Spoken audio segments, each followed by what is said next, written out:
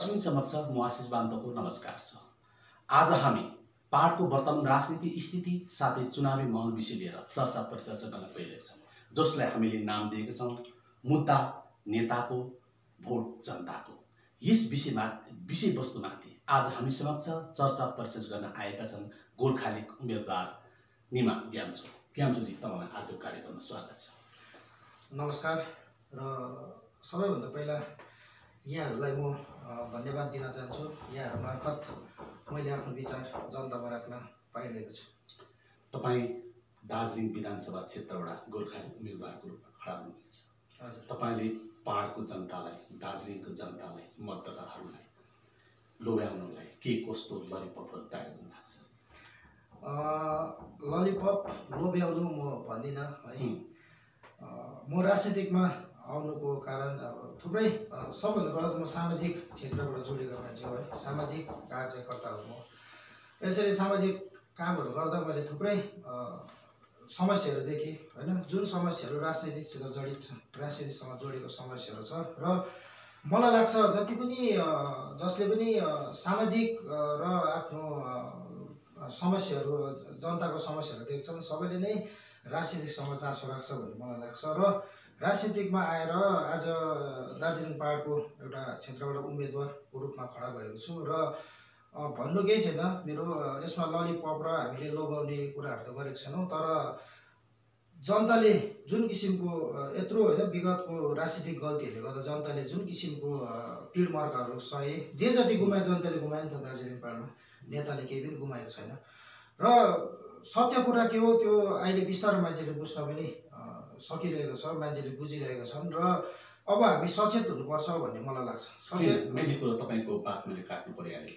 Specially भन्नुपर्दा जो मैले शब्द प्रयोग गरेँ, चुनावी ललिपप, यो मैले किन प्रयोग गरेँ भन्दाखेरि हरेक चुनावमा नेताहरूले जनतालाई यसरी नै लोभाउने गर्छन्, तर चुनाव सकिएपछि उहाँले जो भनेका बाचा बन्धनहरू, देखाएको ललिपपहरू, मिठो मिठो कुराहरू भुल्ने गर्छन्। स्पष्ट भन्नुपर्दाखेरि आजको समयमा जो चुनावको माहौल छ, यो स्थितिमा नेताहरूले जनताको खुट्टासँग पनि धोक्छन्, तर भोलि उहाँ जितेर गएपछि ती खुट्टा ढोगेको जनतालाई चिन्न पनि गाह्रो मान्छन्। र त्यही कारणले मैले यो चुनावी ललिपप भन्न रुचाएको हुँ। खैर, यो कुरालाई छाडौँ। गोर्खालीगको एउटा नारा छ, सधैँ गौरव राख्नेछौँ गोर्खाको। आजको दिनमा यो तपाईँको विषयवस्तुमा, तपाईँको जो आजको दिनमा यो तपाईँको विचारमा कति उपयुक्त लाग्छ तपाईँलाई? सधैँ गौरव राख्नेछौँ गोर्खाको। पहिला तपाईँले जुनै चुनाव ललिपपको कुरा गर्नुभयो, त्यसमा अलिकति म कुरा राख्छु है। त्यस्तै भइरहेको छ, त्यो हामी सबैलाई तपाईँले यो कुरा मान्नुहुन्छ? मान्नुहुन्छ, म मान्छु हजुर यो कुरालाई। किनभने प्रत्येक चुनावमा नेताहरूले जनतालाई आश्वासन मात्र दिए होइन, पछि गएर नेताहरूले उनीहरूको सुविधालाई ज्यादा ख्याल गरे र जनताको जुन समस्याहरू छ त्यसलाई ध्यान दिएन। र म भन्छु सरकारले पनि हामीलाई एउटा मौका दिन्छ प्रत्येक 5 वर्षमा होइन। यदि हामीलाई कुनै नेताप्रति गुनासो छ, कुनै राजनीतिक दलले काम ठिकसँगले गरेर होइन, जनताको इच्छा विरुद्ध उनीहरूले काम गर्छन् भने प्रत्येक 5 वर्षमा जनतालाई पनि एउटा मौका आउँछ र सही नेतृत्व, सही उम्मेदवार छान्ने जनतालाई पनि अधिकार हुन्छ। र म भन्छु जनताले पनि यसमा विचार गर्नुपर्छ र जनतालाई के सही लाग्छ त्यो नै जनताले चुन्नुपर्छ भन्ने मलाई लाग्छ। तपाईँले यो जो मैले सुरुमा नै भनेको थिएँ चुनावी ललिपप, यसमा तपाईँ पनि केही हदसम्म सहमत हुनुहुन्छ? म सहमत छु हजुर। अब तपाईँले बताउनुहोस्, सधैँ गौरव राख्नेछौँ गोर्खाको। सधैँ आजको युगमा स्पेसली तपाईँको पार्टीको विषय लिएर मैले कुरा गर्दैछु, किनकि तपाईँको पार्टीको जो अहिले स्थिति देखा परिरहेको छ, यो स्थितिलाई मैले तपाईँसँग म जान्न चाहँदैछु। सधैँ गौरव राख्नेछौँ गोर्खाको, यो आजको समयमा कतिको उपयुक्त लाग्छ तपाईँ? जुन किसिमको अखिल भारतीय गोर्खालीगको वर्तमान अवस्था छ होइन, र विगत 10 वर्षदेखि जुन अवस्था गोर्खालीगको थियो र अहिले जुन हामी अखिल भारतीय गोर्खालीग पार्टीमा जोइन गरेर जुन पार्टीको अवस्था छ, त्यसमा अलिकति अन्तर त सबैले पाइरहेको छ। जनताले पनि यो कुरा बुझिरहेको छ र सधैँ गौरव राख्नेछौँ गोर्खाको कुरा गर्नुपर्दा 80 को दशकदेखि अगाडि र 80 को दशक पछिको दार्जिलिङ पहाडको कुरा हामीले गर्नुपर्छ होइन।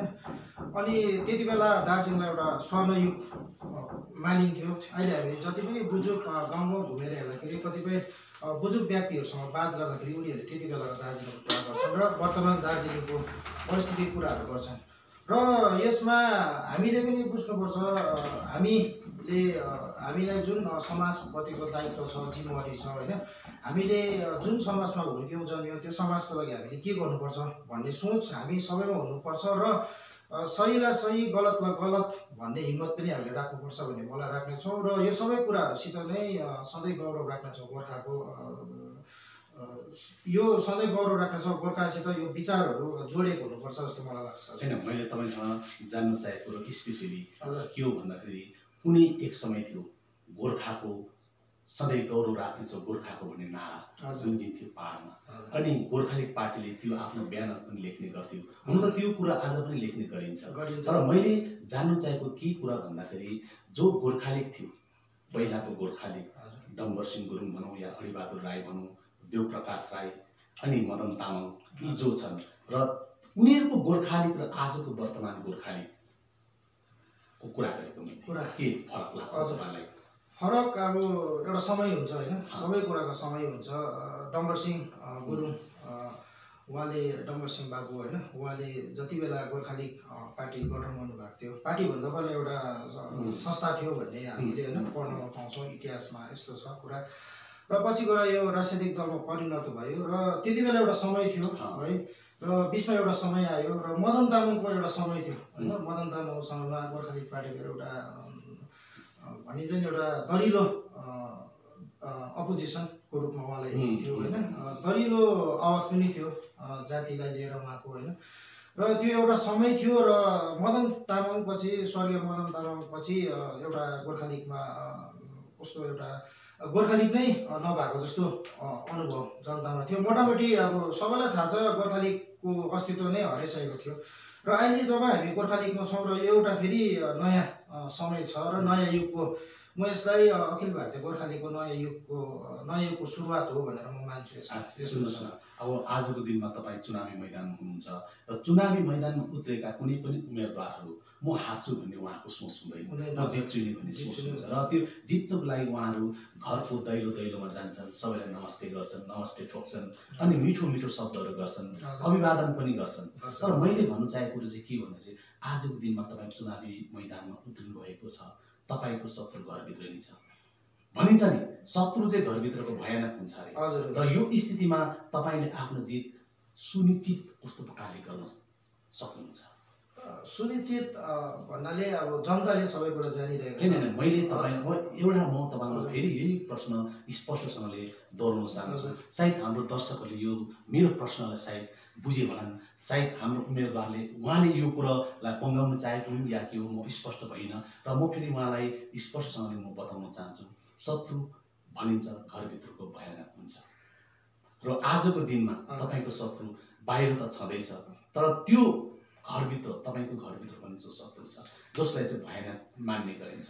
हामी अखिल भारतीय गोर्खालिगमा जोइन गर्दाखेरि जुन किसिमको समस्याहरू हामीले झेल्यौँ र है, हामी पार्टीमा जोइन गर्नुभन्दा अगाडिदेखि नै अखिल भारतीय गोर्खालिगमा समस्याहरू थियो होइन। त्यो त मैले यही कुरालाई नै म हजुर राख्दैछु, थाहा छ हजुर, दर्शकलाई थाहा छ, सबैलाई थाहा छ, त्यही कुरा म भन्दैछु आजको दिनमा। र उनीहरूले अखिल भारतीय गोर्खालिगको लागि के कति कामहरू गरे होइन, जनताको लागि उनीहरूले कस्तो किसिमको विचारहरू राखे, उनीहरूको योगदान के थियो त पार्टीमा स्वर्गीय मदन तामाङपछि, यो कुरा पनि जनताले बुझिरहेको छ। आज उनीहरूले जे जति गर्दछन् हामीलाई च्याखे थाप्ने होइन, हामीलाई लम्के थाप्ने कामहरू गरिरहेका छन् र यो कुरा पनि जनताले बुझिरहेका छन्। जनतामा गलत सन्देश गइरहेको छ र यस्तो हामीले यो सुरुबाट जब हामीले मदन सर होइन, स्वर्गीय मदन सरको शालिग राख्दादेखि नै यस्तो समस्याहरू झेल्दै आएर आज हामी यहाँ आइपुग्यौँ र अगाडि पनि झेल्नुपर्छ, हामी झेल्नेछौँ यस्तो यो समस्याहरू होइन। र स्पष्ट भन्नुपर्दाखेरि आजको दिनमा तपाईँ यो कुरो त मान्नुहुन्छ होला, अखिल भारतीय गोर्खालिग पार्टीभित्र अँध्यारो छन्, मान्नुहुन्छ? किनभनेदेखि मैले तपाईँसँग जान्नु चाहेको यदि अँध्यारो नभएको भए सायद आज यो स्थिति देखा पर्ने थिएन होला। जो सिङ्गो गोर्खालिग जो चाहिँ एउटा छुट्टै गौरव राखेका थिए ती गोर्खालिगले, तर आजको दिनमा तपाईँहरूको गोर्खालिग हामीले 3-4 भागमा देख्न पाइरहेको छौँ। यस्तो छ है, जहाँ समस्या छ होइन, हामी जहाँ समस्या देख्छौँ त्यहाँनिर नै अँध्यारो छ कि छैन? अँध्यारो छ भन्नु म मान्दिनँ है, किनभने यो अँध्यारो भन्दाखेरि मैले भन्छ यो अँध्यारोको शब्द धेरै यसको धेरै अर्थहरू बुझाउँछ। सायद यो कुरा तपाईँ मान्नुहुन्छ भन्दा त स्पेसली भन्दा तपाईँको गोर्खालीभित्र आजको दिनमा अँध्यारो छ, तर आजको दिनमा तपाईँले आफ्नो चुनाव चिन्ह टर्चलाइट पाउनुभएको छ क्या। सायद यो टर्चलाइटले तपाईँ अँध्यारो गोर्खाली पार्टीभित्रको छामछुम गर्ने, त्यो कतै के दिशा निर्देश गर्ने, सायद यसलाई पनि तपाईँ अङ्कित गर्न चाहनुहुन्छ। मैले पाहाडको समस्या त छँदैछ, गोर्खाको समस्या त छँदैछ, त्यसको साथसाथै तपाईँको आफ्नो पार्टीभित्र पनि समस्या छ, सायद यो टर्चलाइटले निश्चय पनि काम गर्छ होला। हजुर, के लाग्छ? निश्चय काम गर्छ, किनभने हामीले काम गर्दाखेरि होइन सबभन्दा पहिला हामी वरिपरिको हामी जुन कुन चाहिँ इन्भाइरोमेन्टमा हामी छौँ होइन, कुन वातावरणमा हामी काम गरिरहेछौँ भन्ने कुरालाई सबैभन्दा पहिला हामीले बुझ्नुपर्छ होइन। अनि त्यो सबैभन्दा पहिला तपाईँ जुन जग्गामा बसेको छ त्यसको वातावरण, त्यसको माहौल ठिक हुनु पर्यो। अनि सबैभन्दा पहिला हामीले यो काम गऱ्यौँ, त्यो माहौल वातावरणलाई बनाउने हामीले प्रयास गऱ्यौँ। केही हदसम्म हामी सफल पनि भयौँ होइन। जुन किसिमको महिलाहरू त्यहाँ थिए त्यो महिलाहरूलाई हटाउने हामीले सबभन्दा एउटा कुरो के हो भन्दाखेरि आज जो तपाईँ चुनावी रणभूमिमा उत्रिनु भएको छ, एकदम बुटपट्टि कस्नु भएको छ, अनि तपाईँको समर्थकहरू तपाईँको पछि छ भन्नु सिधा रूपमा भने एउटा टिम नै तयार छ। तपाईँ त्यो टिमसँग तपाईँ चुनावी मैदानमा फुटबल खेल्नु निस्किनु भएको छ, चुनावी फुटबल खेल्नु निस्किनु भएको छ होइन र? हजुर, सिधा भन्नुपर्दा यो चुनावी मैदानमा तपाईँ फुटबल खेल्नुभन्दा पहिला तपाईँको यो घरलाई त्यो ठिक गर्दा कस्तो हुन्थ्यो होला? जो किनकि म तपाईँले त्यही कुरो दोहोऱ्याउन चाहन्छु, तपाईँको शत्रु बाहिर त छँदैछ, तर बाहिर भन्दा पनि घरभित्र बेसी देखा पर्दैछ। जुन शत्रु चाहिँ भयानक अदृश्य शत्रुहरू, त्यो जुन तपाईँले भयानक कुरा गर्नुहुँदैछ है, म त्यसलाई भयानक मान्दिनँ। रावण यति बुद्धिमानी थिए अरे, रावण पनि म चाहिँ हार्नु पर्यो, त्यसको कारण के छ? उसको घरभित्रको शत्रु विभीषण। र आजको दिनमा तपाईँको कहीँ त्यही स्थिति छैन, त्यही अवस्था त छैन। त्यो अवस्था भन्नुको लागि यस्तो हुन्छ नि, अब हामी जुन किसिमले काम गर्दैछौँ होइन, उनीहरूको जुन किसिमको विचार छ त्यो जनताले देखिरहेको छ होइन। म यो कुरालाई अझै पनि भन्दैछु होइन। र अघि तपाईँले यो टर्चलाइट होइन चुनाव चिन्ह कुरा गर्नुभयो, म भन्छु हामी भित्र जुन किसिमको अज्ञानता छ होइन, जुन किसिमको अँध्यारोतर्फतिर हामी गइरहेको छौँ, यो समस्त दार्जिलिङ पहाडको जनतालाई थाहा छ यो कुराहरू होइन। गोर्खालीगको मात्रै कुरा नगरौँ, गोर्खालीगको पनि आज उनीहरू उदाङ्ग भयो, उनीहरूले कस्तो किसिमको सोच राखेर त्यो पार्टीभित्र उनीहरू बसे होइन। गोर्खालीगलाई कसरी बढाउनु पर्थ्यो, गोर्खालीगको जुन लिगेसी थियो त्यो लिगेसीलाई उनीहरूले कुन किसिमले बुझे होइन। स्वर्गीय मदन तामाङ पछि उनीहरू कुन किसिमले छपक्क भएर बसे, जनताले त्यति बेला उनीहरूले एउटा मौका दिएको तपाईँलाई थाहा छ, त्यो समस्त पाहाडको जनतालाई थाहा छ। जुन किसिम जनता त्यति बेला जुन किसिमले जनता सडकमा गइरहेको थियो होइन, त्यो जनतालाई उनीहरूले ठिकसँगले मार्गदर्शन गर्न धरि हिम्मत गरेन उनीहरूले होइन। र यस्तो यो एउटा समय छ, हामी जब गोर्खालीग पार्टी जोइन गर्नुभन्दा अगाडि हामी त्यसै 4-5जना साथीहरू सल्लाह गरेर त्यहाँ पसौँ, काम गरौँ भन्ने होइन।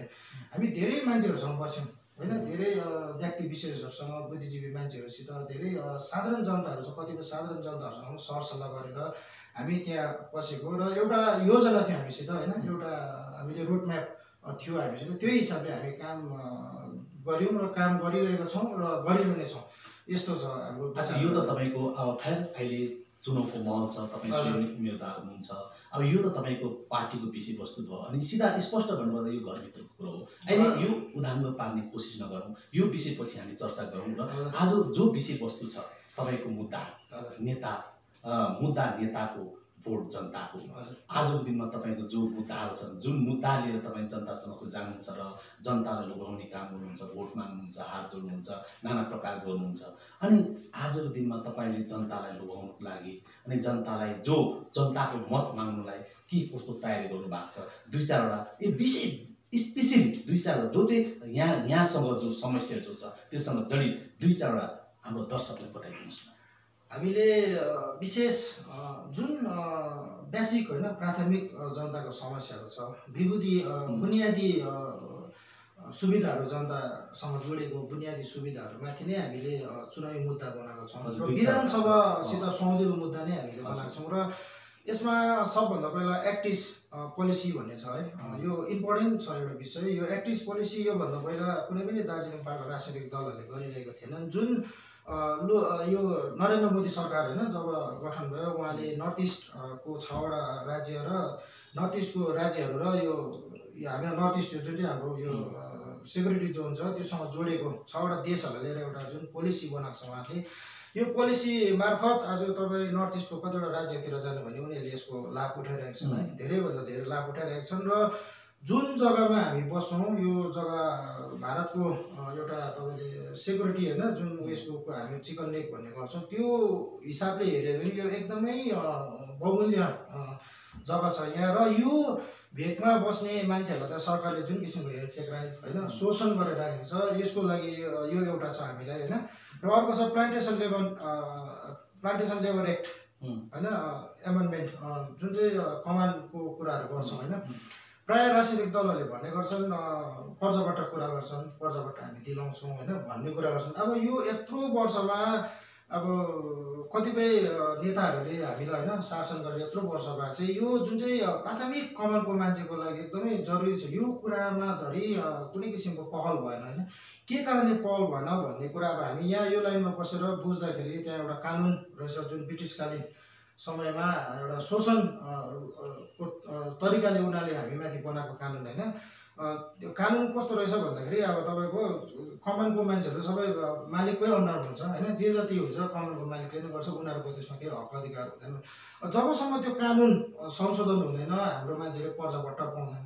अब मैले भन्नुको अर्थात् के भन्दाखेरि जनताले साँचो कुरा बुझ्नुपर्छ होइन, जनताले साँचो कुरा बुझ्नुपर्छ र नेताहरूले पनि साँचो कुरा बताउनुपर्छ र जनता हितको लागि नेताहरूले काम गरेको हुनुपर्छ भन्ने म यहाँबाट यो कुरा राख्छु। र अर्को सबैभन्दा इम्पोर्टेन्ट छ शिक्षा व्यवस्था होइन।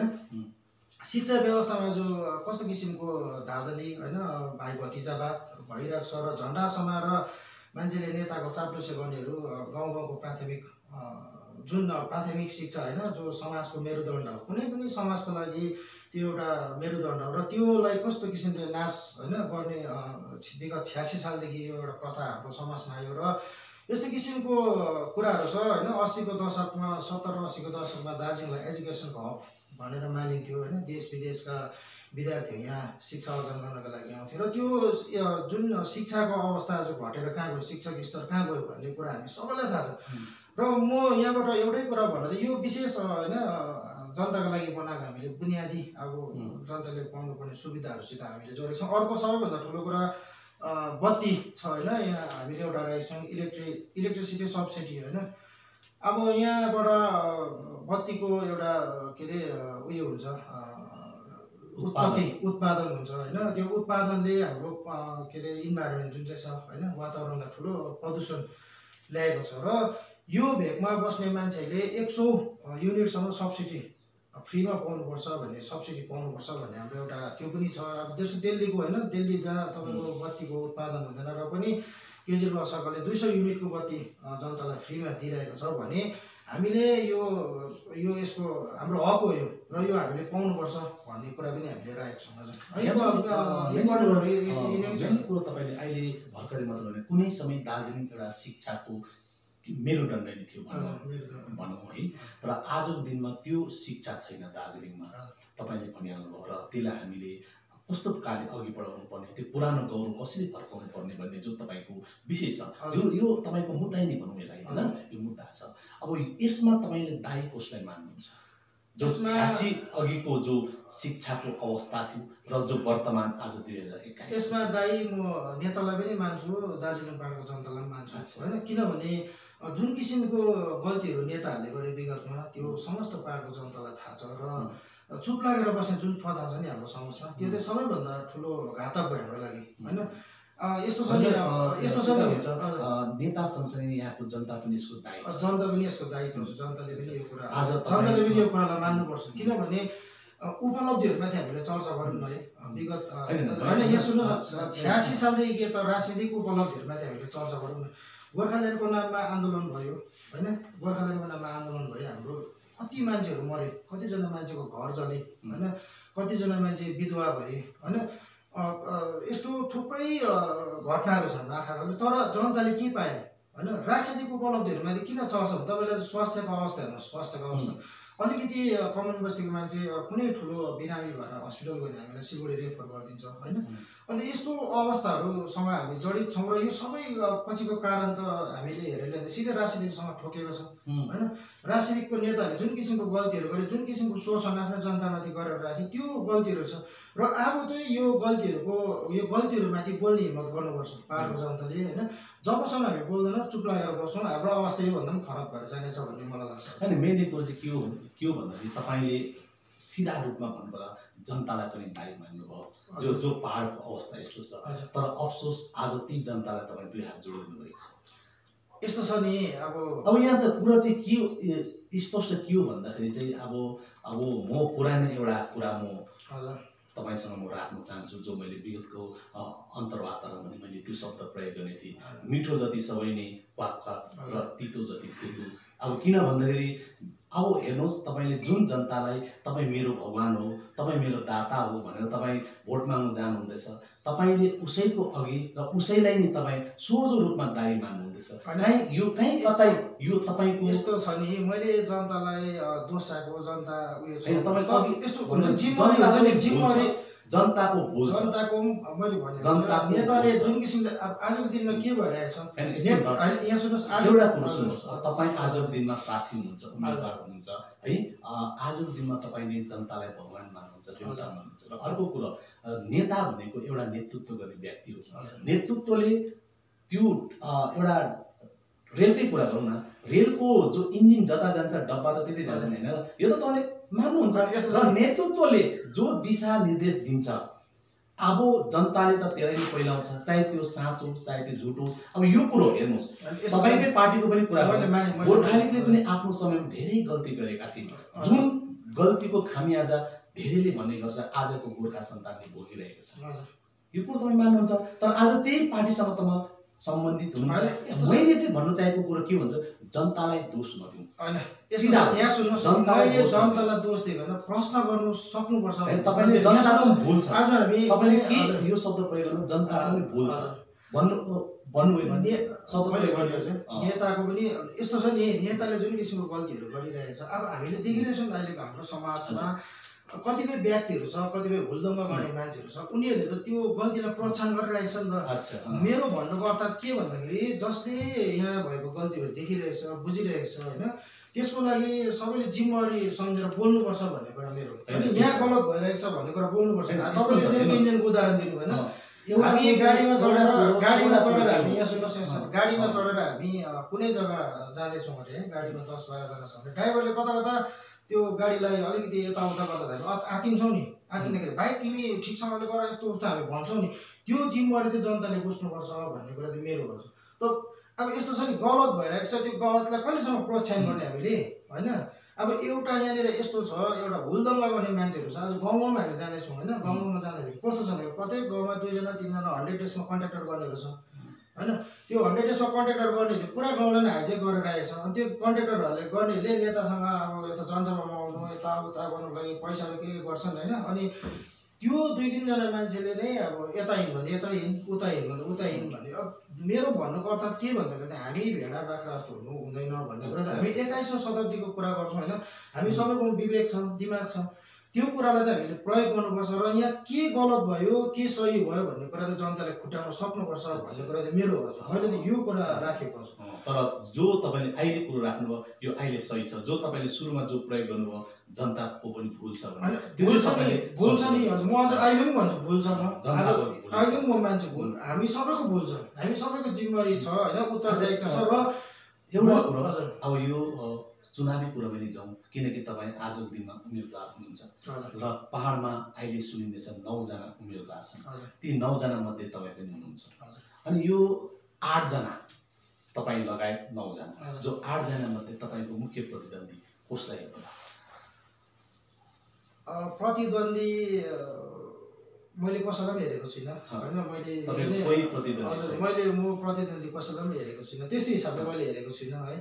मैले आफ्नो विचारहरू जनतामा राखिरहेको छु। अब एउटा तपाईँ आजको दिनमा म्याच खेल्नु निस्किनु भएको छ एउटा ग्राउन्डमा अब म्याच त भइरहेको छ अब म्याच कसले जित्छ त्यो बातको कुरो रेफ्रीले पनि सिटी फुकिसक्यो गेम सुरु भयो म्याच पनि सुरु भयो एउटा प्रतिद्वन्दी हुन्छ नि त होइन र।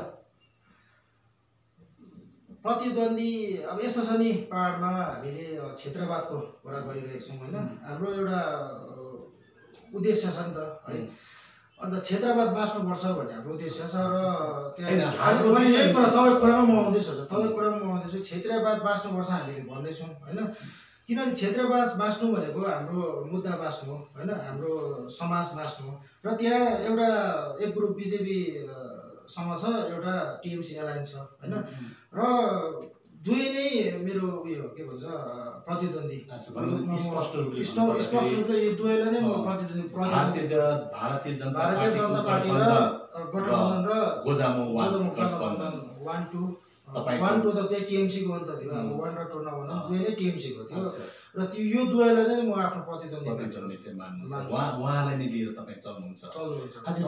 तपाईँ यो जो चुनावी प्रचार तपाईँले सुरु गरिसक्नु भएको छ, तपाईँले यो सहर बजारमा मात्रै गर्नुहुँदैछ कि गाउँ बस्तीमा पनि गर्नुहुँदैछ? सहर बजारमा पनि गर्दछौँ, गाउँ बस्तीतिर प्रत्येक दिन नै हामी गइरहेका छौँ। कतिपय जग्गातिर निम्तो हामीलाई अब आइदिनुहोस् होइन, तपाईँहरूको कुरा राख्नुहोस् भन्दाखेरि हामी जाँदैछौँ। कतिपय जग्गामा देख्नुभयो तपाईँ यस्तो छ जनता तपाईँप्रति? हजुर, यस्तो छ, जनतामा आक्रोश छ, यो हामीले मान्नुपर्छ है, जनतामा गुनासो छ, हामीले मान्नुपर्छ। जनताले पनि धेरै कुरा बुझेको छ र एउटा कुरा कस्तो छ भन्दाखेरि जनताले परिवर्तन पनि मागिरहेको छ, परिवर्तन चाहिरहेको छ, तर जनता कहीँ न कहीँ कतै न कतै केही न केहीमा अड्केर बसेको यस्तो अवस्था पनि हामीले देखिरहेको छौँ। अब उदाहरण कस्तो भन्दाखेरि हामीले हाम्रो कुरा राख्दाखेरि हजुर नयाँ आउनुपर्ने हो होइन, परिवर्तन हुनुपर्ने हो, तर कस्तो छ भन्दाखेरि अब बाटो खनिरहेको छ होइन, चुनावको अगाडि बाटो खनिरहेको छ गाउँतिर, प्रायः गाउँमा देखेँ बाटो खनिरहेको छ। र अब तपाईँहरूसँग हामी चट्टै गर्दाखेरि हाम्रो बाटो रोकिने हो कि बाटो यस्तो किसिमको समस्याहरू पनि छ जनतामा, यो हामीले देखिरहेको छौँ। परिवर्तन पनि चाहिएको छ, तर कहीँ न कहीँ केही न केहीमा जनता अड्केर बसेको छ। र म चाहिँ यही भन्छु जनतालाई, जुन होइन बाटो घाटो यता जुन चाहिँ स्वास्थ्य होइन, यो जनताले पाउनुपर्ने हक र अधिकार हो। यसमा चाहिँ अब यो नेताले गरिदिएको त्यो नेताले गरिदिएको भनेर त्यसमा जनता अड्केर बस्नु पनि उचित होइन जस्तो मलाई लाग्छ। अच्छा सुन्नुहोस् न, अब तपाईँ त चुनावी मैदान उत्रिनु भएको छ, तपाईँ स्वयं प्रार्थी हुनुहुन्छ, उम्मेदवार हुनुहुन्छ गोर्खालीग पार्टीको, तपाईँ गाउँ गाउँमा पनि जानुहुँदो रहेछ अनि सहर बजारमा पनि घुम्नुहुँदो रहेछ, बस्तीतिर पनि जानुभएको, तपाईँले अहिले भर्खरै भनिहाल्नुभयो। तर तपाईँ जस्तै तपाईँको पार्टीको अर्को उम्मेदवार, तपाईँको प्रतिद्वन्दी म भन्न रुचाउँछु, उहाँ पनि चुनावी मैदानमा छ र तपाईँहरूको दुवैको प्रचार प्रसारले जनता मतदाताहरू अनुतामा परिरहेको के तपाईँले फिल गर्नु भइरहेको छैन? त्यो फिल पनि त उहाँले पनि भन्छ गोर्खाली, त्यो फिल मैले कहीँ कतै गरिरहेको छुइनँ होइन। आज हामी जुन हिसाबले गाउँतिर जाँदैछौँ, सबभन्दा पहिला कुरा त यस्तो छ नि, अब जुन चाहिँ यङ युथहरू छ होइन, हामी गाउँतिर जाँदा प्रायः युवाले हामीलाई भन्नुहोस् दादा यो नयाँ पार्टी हो भन्छ होइन। भन्नुको अर्थ के भन्दा अखिल भारतीय गोर्खालीगलाई मान्छेले बिर्सिसकेको थियो होइन। यो अहिलेको जुन युवाहरू छ उनीहरूलाई यसको बारेमा गाउँतिर साह्रै खबर छैन। र होइन मैले चाहिँ तपाईँसँग जान्नु चाहे, जस्तो आजको दिनमा तपाईँले गोर्खालीग पार्टीको झन्डा लिएर हिँडिरहनु भएको छ अनि तपाईँ जस्तै तपाईँको प्रतिद्वन्दीले पनि गोर्खालीगको झन्डा लिएर हिँडिरहेको छ। अनि मैले चाहिँ के भन्नु चाहेको भन्दाखेरि जनता त एउटै छ नि त, एउटै छ। अनि तपाईँहरू भोट माग्ने दुईजना, त्यो पनि एउटै पार्टीको, बुझ्नुभयो मेरो कुरा? बुझेको कुरा हजुर। सुन्नुहोस् न हजुर, म तपाईँलाई यसको उत्तर दिनु। हजुर यस्तो छ नि, अब अखिल भारतीयको मैले तपाईँलाई भनिहालेँ त, अखिल भारतीयको आज हामी गाउँ गाउँ जाँदैछौँ होइन, मान्छेले हामीलाई चिनिरहेको छ र प्रायः युवाहरूले त यो अखिल भारतीय गोर्खालीगको अब यो के हो भन्ने कुरा थाहा पनि छ, नयाँ पार्टी हो भनेर भन्छन् कतिले होइन, कतिले कमलको खोल्दाखेरि बिजेपी हो भनेर पनि भन्छन्। र यस्तो छ नि त, उनीहरू यत्रो वर्ष पार्टीमा बसे होइन, उनीहरूले अखिल भारतीय गोर्खालीगलाई के गर्यो त भन्ने उनीहरूलाई चिन्दैनन् जनताले। मैले सिधै कुरामा भन्नु भने उनीहरूलाई जनताले चिन्दैन। तपाईँले कुरा बटार्नु हुँदैछ, दर्शकलाई कुरा नबटारिकन सोझो रूपमा भन्नुहोस् न। किन अब जसरी म तपाईँलाई स्पष्ट र दर्शकलाई स्पष्टसँगले दर्शकले बुझोस् भन्ने मैले, किनभने यस्तो दर्शकले बुझ्नु पर्ने त कुरा होइन, किनभने तपाईँले आज दिनमा भोट माग्नुहुँदैछ, तपाईँ किन माग्नुहुँदैछ त्यो त तपाईँले जनतालाई बुझाउनु सक्नु पर्यो नि त। अब मैले चाहिँ के चाहिँ भन्नु चाहेको, तपाईँहरू दुईजना हुनुहुन्छ गोर्खालीग पार्टीको उम्मेदवार हो कि भन्नुहोस्, एउटै पार्टीको एउटै झन्डा एउटै ब्यानर तर अनुहार दुईटा, त भोट माग्नुहुन्छ गोर्खालीगको लागि। अनि त्यो तपाईँ दुईजनाको भोट मगाइले बिन्ती गराइले जनता अनुतामा पर्दैनन् भन्ने यति कुरा मात्रै सिम्पल कुरा छोटोमा जवाफ दिनुस्। जनता अन्यलमा छैनन्। जनता अन्यलमा छैनन्। जनताले कसले काम गरिरहेको छ, कसले जनताको मुद्दाहरू छ, जनता कुराहरू राखिरहेको छ, त्यो जनताले देखिरहेको छ। त्यसले गर्दाखेरि जनता कहीँ कतै अन्यलमा छ जस्तो मलाई लाग्दैन। जुन किसिमको अनुभव हामीले बटुलिरहेको छौँ गाउँ गाउँ बजारतिर घुमेर, जुन किसिमको मान्छेहरूसित हाम्रो बातचित होइन टेलिफोनिक वार्ताहरू भइरहेछ, यसले गर्दाखेरि जनता अन्यलमा छ जस्तो हामीलाई लाग्दैन र यो चुनावी मैदानमा उनीहरू कहीँ कतै छ जस्तो मलाई लाग्दैन। अच्छा, एउटा सिम्पल कुरो, यो चुनावी रणभूमिमा एउटा हार्छ एउटा जित्छ, यो त निश्चित छ। हार र जित त तय छँदैछ। मानिलिउँ तपाईँ दार्जिलिङ विधानसभा क्षेत्रबाट निर्वाचित हुनुभयो नि, विजयी हुनुभयो नि, तपाईँ बङ्गाल विधानसभामा जानुहुन्छ, त्यहाँ उसको पक्षमा खडा हुन्छ। यो अब यस्तो छ, अहिले वर्तमान स्थितिलाई होइन राजनीतिक स्थितिलाई हेरेर ल्याउँदाखेरि बङ्गालमा बिजेपीको सरकार बनोस् अथवा टिएमसीको सरकार बनोस्, उनीहरूलाई हाम्रो यो 3वटा जुन चाहिँ दार्जिलिङको सिटको खाँचो अहिले राजनीतिक माहौल हेर्दाखेरि उनीहरूलाई पर्छ जस्तो हामीलाई लागिरहेको छैन होइन। र अब यो पछि गएर जब चुनावको रिजल्ट आउँछ होइन, त्यो रिजल्ट पछि नै यसको विषयमा निर्णय। मैले चाहिँ तपाईँसँग जान्नु चाहेको छु, हेर्नुहोस् अब भोलिको दिनमा तपाईँ यहाँबाट निर्वाचित भएर जानुभयो भनेदेखि तपाईँ काहीँ न काहीँ बेन्चमा त बस्नु पर्छ। एउटा कि पक्षको बस्नु पर्यो, एउटा विपक्षीको बस्नु पर्यो, या अर्को एउटा छुट्टै एउटा बेन्च हुन्छ त्यहाँ बस्नु पर्यो। तपाईँ इनकेस अफ निर्वाचित भएर जानुभयो भने, विजय भएर जानुभयो भने तपाईँ कहाँ कुनमा बस्नु रुचाउनुहुन्छ? मलाई यस्तो लाग्छ होइन, जब हामीले यस्तो छ नि अब त्यो एउटा चुनावको रिजल्ट पछि कुन किसिमको होइन एउटा स्थिति माहौल भन्छ त्यसलाई पनि हामीले हेर्नुपर्ने हुन्छ सबभन्दा पहिला। र मेरो सोचमा जतिसक्दो स्वतन्त्र होइन जुन किसिमको पाहाडको समस्याहरू छ त्यसलाई लिएर कुनै दलसँग एलायन्स भएर होइन गर्नुपर्छ जस्तो मलाई लाग्दैन। होइन, किन भन्दाखेरि हेर्नुहोस् विगत केही दिन अघि मात्रै वर्तमान पहाडको विधायक नै भनौँ निरज जिम्बा, उहाँले भोग्नु परेको तितो अनुभव उहाँले बताउनु भएको थियो इन्टरभ्यूमा। उहाँले भन्नुभएको थियो म त्यहाँ एक छगरी मेरो त्यहाँ बोल्ने मौका पाएन भन्ने कुरा क्या उहाँले भन्नुभएको थियो। अनि जब कि तपाईँ विधानसभा गएर पहाडको समस्या राख्नै सक्नु भएन भनेदेखि आज जो तपाईँको सङ्घर्ष छ, मेहनत जो छ गरिरहेको छ, त्यो त फिक्का साबित भयो नि होइन। जो जनताले तपाईँलाई आस्था र भरोसाले तपाईँलाई मत खसाल्छ तपाईँको पक्षमा, त्यो त फिक्का साबित नै भयो। तपाईँ काहीँ न काहीँ केही न केही त तपाईँ त्यहाँ हुनु पर्यो। यस्तो छ नि, त्यो कुरो बात हामीले विगतको इतिहासहरू होइन यहाँबाट निर्वाचित भएर जाने उम्मेदवारलाई हेर्दाखेरि बोल्ने त्यहाँ बोलेको पनि छन् होइन। देवर्ष राईकै कुरा गरौँ हामीले, स्वर्गीय देवर्ष राई कुरा गर्दाखेरि कमानमा त्यति बेला हट्टा बाहिर भन्ने एउटा कानुन थियो। यहाँ सुन्नुहोस् न, यहाँ सुन्नुहोस् न, त्यो इतिहासको कुरा नगरौँ,